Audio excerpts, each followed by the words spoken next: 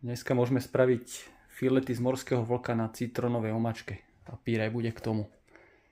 Takže pekné filety. Pažitka, maslo, cukor, citróny, olivový olej, zemiaky a čierne korenie. Nakrájaš zemiaky na varenie. Keď uvaríš zemiaky v slanej vode do mäka, filety nasolíme. Čierne korenie.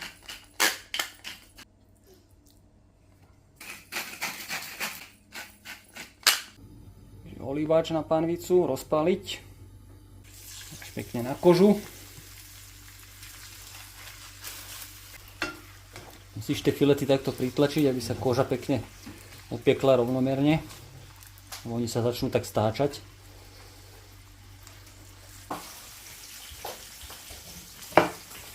Kožičku pekne dochrumkava. Ešte môže byť. Môžeme medzi tým urobiť už kašu.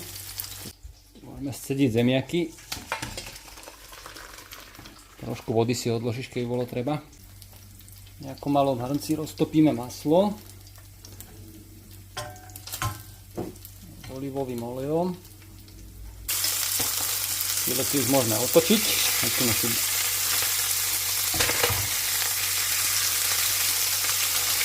Máme tak žalížicu cukru a takto mimo rybu na kraje.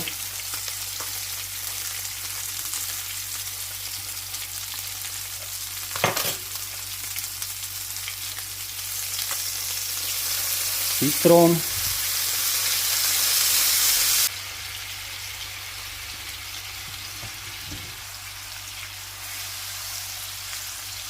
Môžem to vypnúť, tú rybu. Už to iba necháme takto.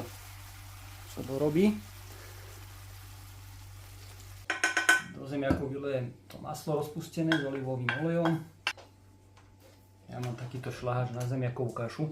Môžeš to nejakým mixerom urobiť. Si tam trošku tej vody zo zemiakov. Hladká.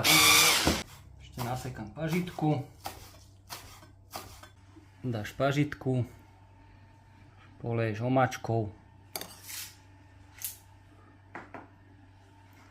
A máš hotovo.